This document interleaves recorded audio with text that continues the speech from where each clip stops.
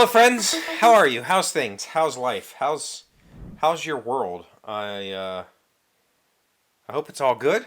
We got a voicemail. We got a voicemail, and we haven't played a voicemail on the channel in a while. So I thought I would play this and respond to it, and let you all know that I encourage this sort of thing. Kind of like opening packages. I also will play your voicemails. So I haven't listened to this. I kind of know the gist of it, but I haven't listened to it. So let's hear what we got going on here. How do I? Hold on. There we go. Hi there, long-time listener, first-time caller. Definitely not first. My question for you is, why Ryobi Power Tools? It's my power tool of choice. I'm just curious why it's yours.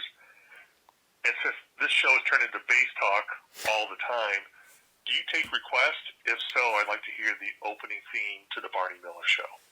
Thanks. Okay, so that was our friend Indianapolis Chris. Definitely not a first-time caller. And he asked about Ryobi tools. Why do I have Ryobi tools? Why are they my tool of choice? And I will tell you, it wasn't really a choice. I kind of was. My parents had some Ryobi stuff. Home Depot is nearby-ish, and Home Depot is where you buy Ryobi tools. My parents had something Ryobi, and I needed a battery-powered... Well, I didn't need it to be battery-powered. I wanted a battery-powered router. And since they already had the platform and the batteries, I just bought the router and borrowed their batteries because, you know, this was like, I don't know, 13-ish years ago. And I was, at that point in my life, or 12 years ago, I was pretty poor. And so I just needed to do what, you know, I had a need for a router. I don't even remember what the need was. But buying tool and batteries and all that was expensive. So I ended up getting, actually, this guy. This is old. It's blue. This was however long ago Ryobi tools were blue. I ended up getting this. And then later on I got a battery and a battery charger for this. And so that's just kind of how it happened. I ended up going with Ryobi tools because it was convenient. Not really because they're my favorites. They're not my favorites. They're okay. I have absolutely no qualms with them. I think the next thing I bought was the set, impact driver and drill set. I have used these and abused these for over a decade now. For those of you who don't know, this channel started in 2012. The first video uploaded was 2012. And then it sat kind of dormant for a while until I realized that there was I had like 10,000 subscribers and a video with 8 million views. And I thought I should probably try to take advantage of that. And so I started making workshop videos. It's 2015. So the channel has been actively active since 2015, so a decade. I started making workshop videos because at that time that was kind of the hot new thing on YouTube. There was a ton of people making woodworking content and general making content, which is something I've done my entire life. And I thought, well, I can make videos too. And so I started doing that. I needed tools, and like I said, I had the router. So I went with these guys. So these are at least 10 years old, possibly older than that. I'm not 100% sure. I definitely had, no, they're about 10 years old. Before I had this guy, so maybe these weren't a set. Maybe this is older than this. I think that's probably true. I had a knockoff, a local store knockoff brand. I don't even remember the name of the impact driver. That was like $40 or something like that. It came with battery and charger that I bought just to build my dog's fence. And I think there's a video on that. So however long ago that was, I bought that tool, built the dog's fence. I abused that thing. And I believe all I had at the time was this drill and that impact driver. So this one is not nearly as old. I don't know when I bought this. I bought it because I abused that other one, and I dropped it so many times that the handle broke, and I taped it and glued it and never could get it to, like, it was still loose. And I ended up, buying this, saved up some money to buy this. Again, bought this because I already had this. I already had the router. I already had the battery platform. Just went with it. They're not really my tool of choice. However, I'm not a professional cabinet maker, carpenter, whatever.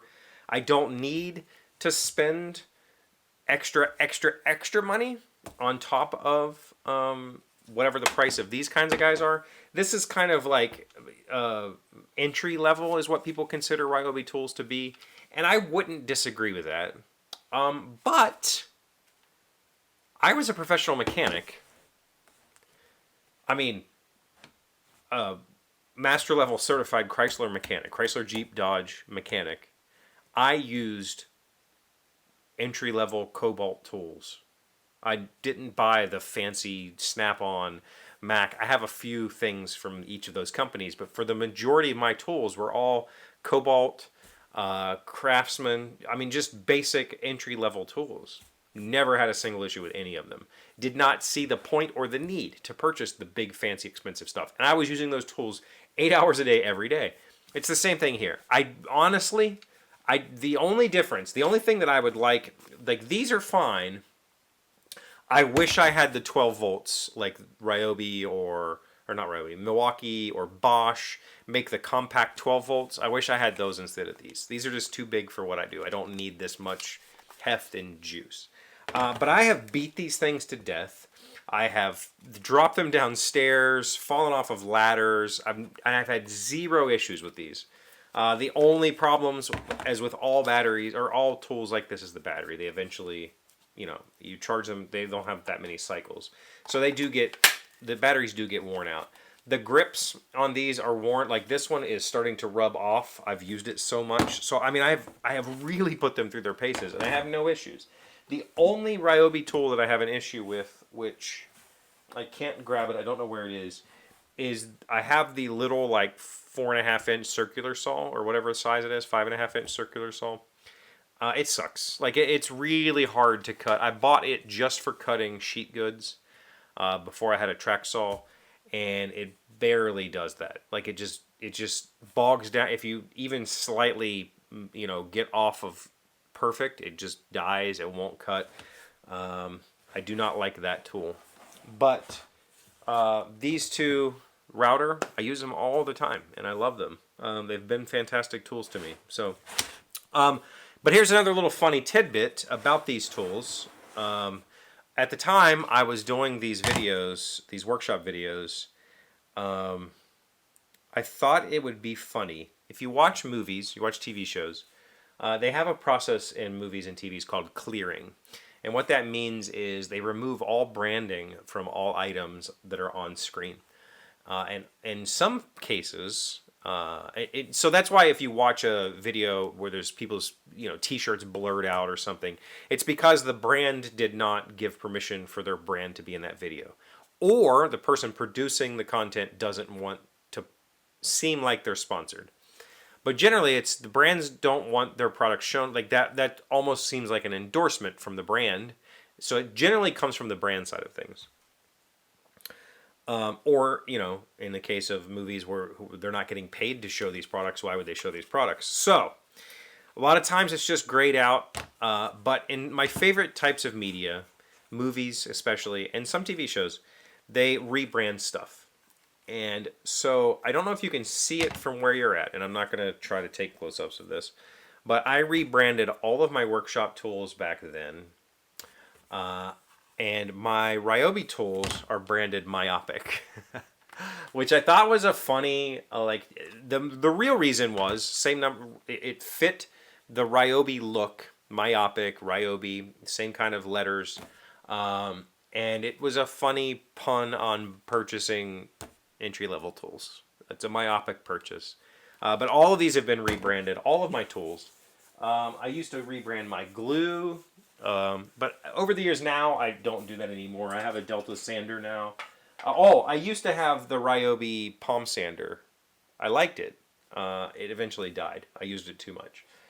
So I haven't rebranded my DeWalt, whatever. I don't do this part anymore, but I still do keep them on the Ryobi. I have a bottle of Tight Bond glue that I rebranded as Cant Bond. And this is not an intentional rebrand or anything like that, but it has caught people's eye, and I'm just going to call it out because I think it's hilarious. I keep this bottle of ranch back here, and it is very much on purpose facing the camera in every episode since it's been back there. Simply because people notice that I have a bottle of ranch sitting out on my workbench, and they comment on it. This is not ranch. This is wood glue. This is wood glue, and I like using the ranch bottle because it has one of those little like rubber openings that, like an orifice that you close, and it doesn't get that. Every other glue bottle gets the little plug that you have to remove, like a mustard plug. These ranch bottles don't do that, so this is wood glue.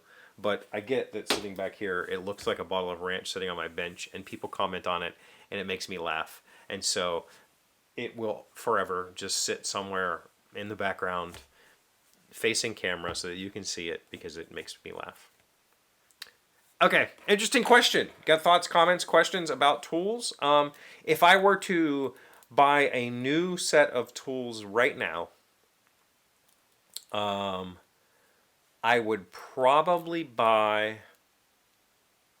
Well, you know what? I honestly might just buy Ryobi again because they are cheaper and I've had zero issues with them.